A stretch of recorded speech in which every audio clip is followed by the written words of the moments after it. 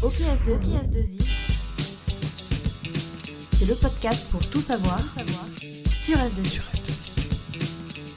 Salut à tous, je m'appelle Sylvain et vous écoutez OKS2I, le podcast pour tout savoir sur la tech par S2I. Aujourd'hui, on va parler des communautés, des gens qui se retrouvent autour d'affinités et de sensibilités. Alors non, je ne sais pas quoi vous pensez. Aujourd'hui, on va parler des communautés techniques, évidemment. Et pour parler de ça, je suis à S2I Nord à Lille avec Thierry Chevalier, le directeur de l'agence. Bonjour Thierry. Bonjour Sylvain.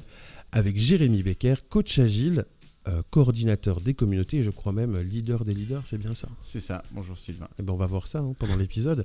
On peut le dire avant de commencer, S2I Nord, vous êtes un peu les précurseurs sur ce modèle de communauté, chez S2I en tout cas ? Oui, nous sommes je pense les précurseurs, mais maintenant depuis quelques temps, certains regardent un petit peu le modèle, qui est un modèle qui est en cohérence avec notre système de management ici en local.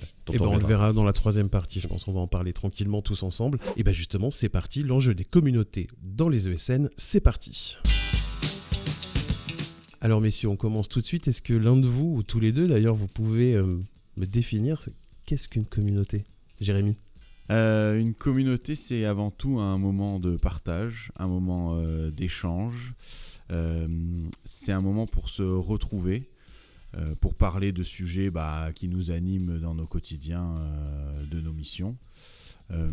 C'est un temps aussi qui nous permet de monter en compétences ou de faire monter des gens en compétences. C'est vraiment un partage entre l'expertise, les collaborateurs plus juniors, vraiment pour échanger sur tous les sujets qui nous animent et nous passionnent surtout dans notre quotidien. Thierry ?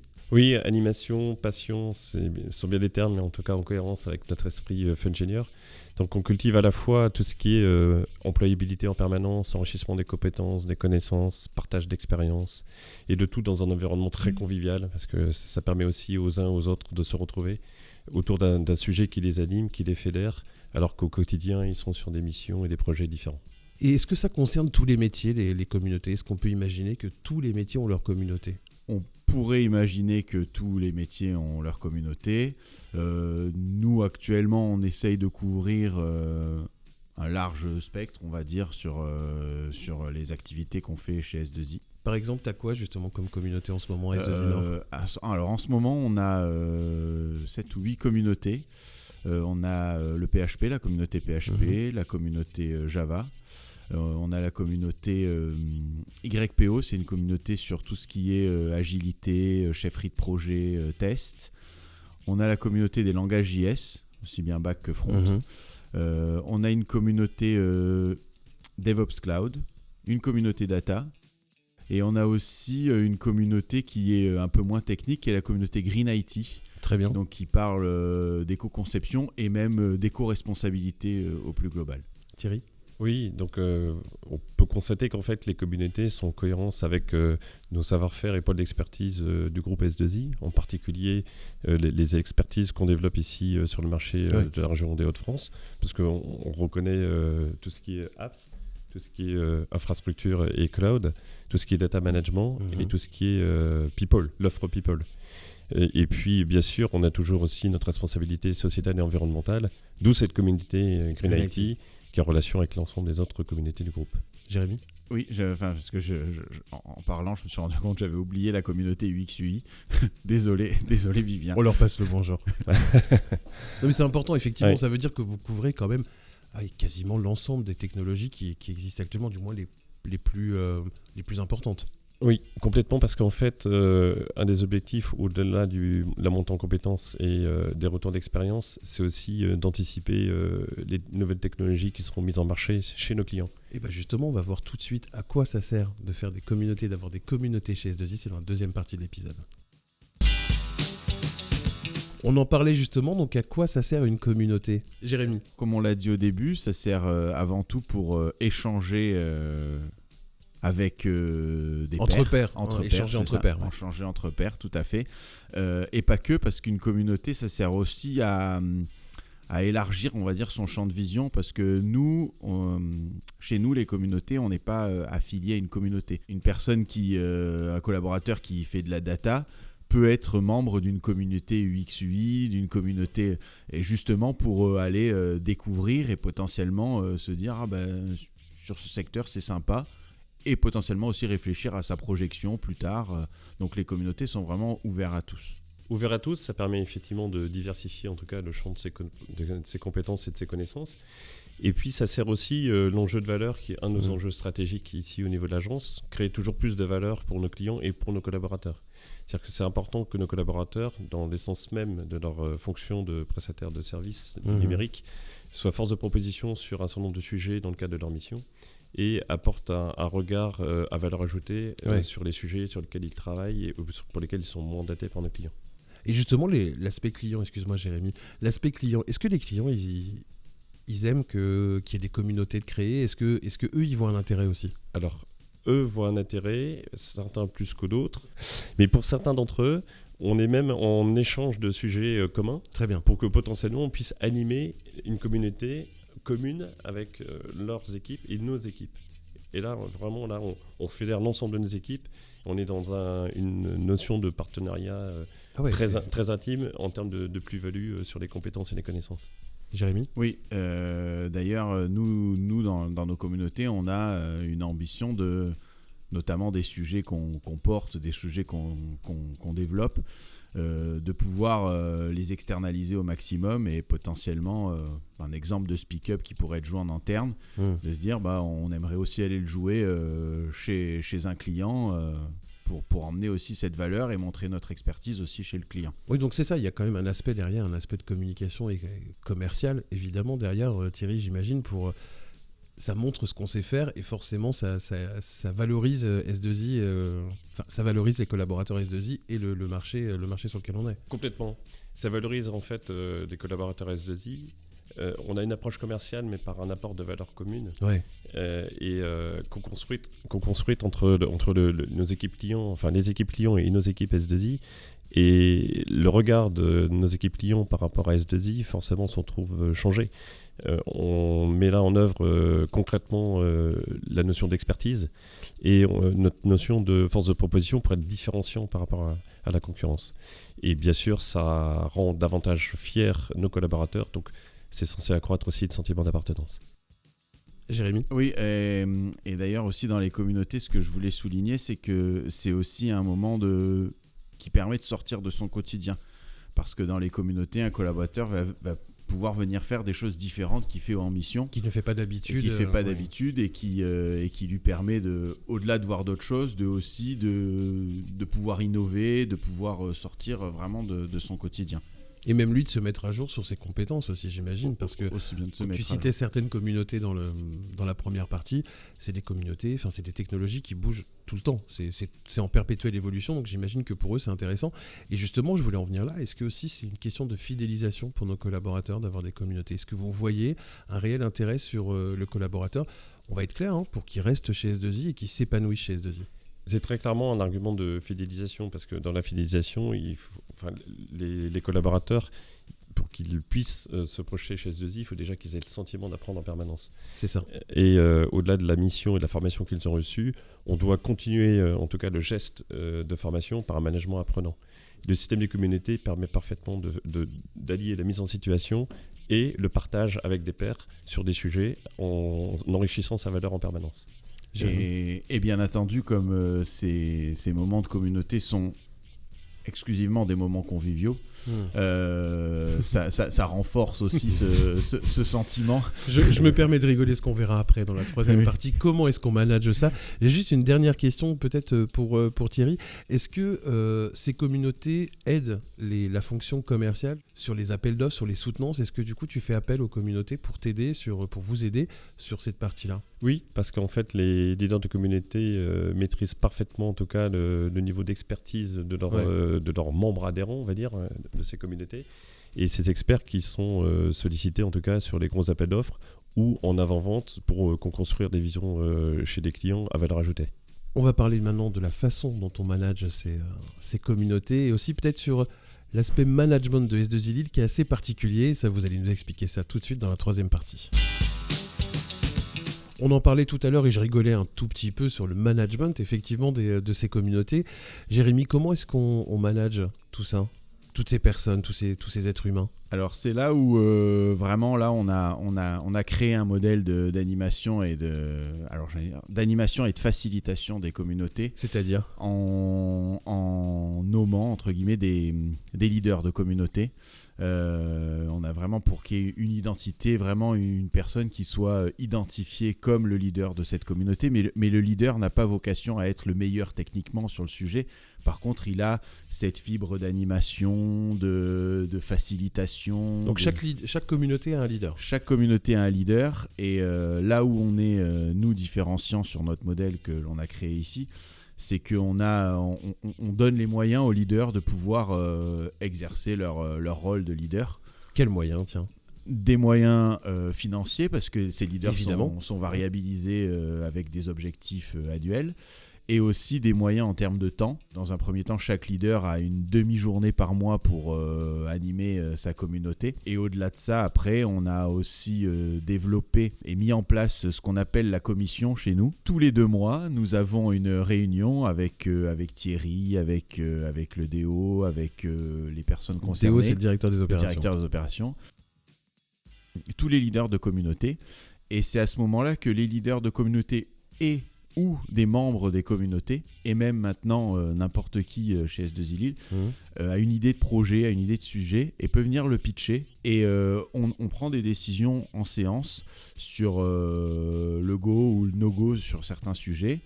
Et donc toutes les décisions sont prises un peu ensemble, c'est ce que je comprends. Oui, on vient juger la pertinence, l'apport de valeur, tout ça sur le sujet qui est présenté, et du coup quand on vient pitcher, au-delà de ça, on vient aussi demander du temps pour réaliser son projet. Pour préparer le projet. Et du coup, on acte ici en séance, on dit ok, on va donner du temps. Et ce temps, c'est du temps en sortie de mission. Bien évidemment, c'est pas du temps. C'est pas une pause de congé. C'est pas du temps perso, c'est pas une pause de congé, parce que il va y avoir de la valeur pour S2I, pour nous qui ressort de tous ces projets.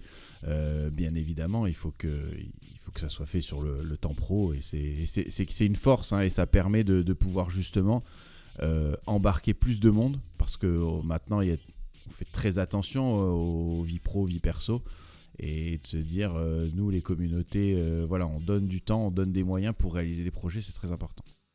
Et est-ce que ces communautés justement et tout ce que tu mets en place pour animer ces communautés, est-ce que c'est une différenciation aussi sur le recrutement, Thierry? C'est clair qu'aujourd'hui, pour le recrutement, alors déjà, on communique le système de management aux candidats. En général, c'est de nature à les séduire, parce qu'on a un système de management par des opérationnels. Tiens, tu veux peut-être nous parler de ça un petit peu? Oui, bien volontiers. Donc, aujourd'hui, un collaborateur S2I a un manager, il s'appelle un Smile, comme S2I Manager IT Lille. Ce Smile a entre 7 et 10 personnes à manager maximum, pour justement avoir une réelle proximité et intimité avec l'ensemble de ces managers. Et ces Smiles sont eux-mêmes managés par des managers plus seniors, donc des MEMs, comme des bonbons, des managers de managers, Smile. Et ce dispositif et cette pyramide managériale, elle est en général, on va dire, attractive aux yeux des candidats et des collaborateurs, tout simplement parce qu'en fait, les managers ont une légitimité par rapport au rôle et responsabilités de leur manager. Jérémy ? Oui, alors moi je suis moi-même Smile, et c'est vrai que c'est ce modèle que ce soit un collaborateur qui manage un collaborateur. Donc il y a moins cette perception verticale, on est plus sur hiérarchie lourde, un management un peu à l'horizontale, on va dire, plutôt que vertical. Les communautés en fait sont au cœur de notre dispositif de management de l'entreprise. Déjà on parlait de recrutement tout à l'heure en termes d'attractivité. Ils contribuent aussi eux-mêmes à l'évaluation technique ou méthodologique des candidats, sur sollicitation en tout cas de nos chargés de recrutement. Ils travaillent aussi en étroite collaboration avec notre responsable de formation pour établir en tout cas les plans de formation par filière technique ou méthodologique en cohérence avec les communautés, et aussi avec les Smiles dont je viens de parler, donc les managers opérationnels, pour accompagner et définir au mieux le plan d'enrichissement de compétences des Smileys. En fait, ça se diffuse partout. En fait, votre système de management et de communauté se diffuse vraiment partout, sur tous les services de l'entreprise et surtout sur toute la vie du collaborateur, du coup. Exactement. Et c'est en fait, pour le collaborateur, on doit lui offrir ce bouquet de services dans ce dispositif de management apprenant et le tout dans un environnement qui soit épanouissant et de bien-être au travail. Et c'est vraiment une nouvelle approche, hein. Jérémy ? Ça se complète, le modèle de management et les communautés, notamment dans la perception qu'on a des collabs. Ça permet de vraiment pouvoir connaître bien quasiment l'ensemble des collabs où le manager a de la proximité avec ses smileys, mais il vient mailler ça avec les leaders de communauté qui peuvent avoir d'autres perceptions, et ça permet justement du coup de manager vraiment au plus près du collaborateur et de pouvoir travailler avec lui sur ce qu'il aime et comment on peut l'aider à se développer. Donc c'est vraiment un travail collaboratif, et les leaders de communauté, comme l'a dit Thierry, c'est vrai que travaillent aussi, essayent d'être en interaction avec tous les membres de la structure, avec les RH pour le recrutement, pour tester, pour tout ça, avec le commerce si possible, et avec vraiment tous les personnes, enfin tout le monde quoi. Et Thierry, il y a une dernière question. Est-ce que ces modèles de communauté, ce modèle de management peut se faire sur toutes les entreprises ? Est-ce que même les plus grandes en taille d'effectifs peuvent adopter ce système ? De mon propre point de vue, mais ça n'engage que moi, je pense qu'il n'y a pas de frein à ce que n'importe quelle entreprise puisse mettre en œuvre ce système de management et d'animation des communautés. Le plus difficile, c'est de passer d'un état existant à ce système. C'est la transition qui est Donc c'est la peut être transition qu'il faut bien penser, et qui n'est en généralement pas sans impact. Ouais. Voilà. Après, c'est-à-dire quels impacts il peut y avoir ?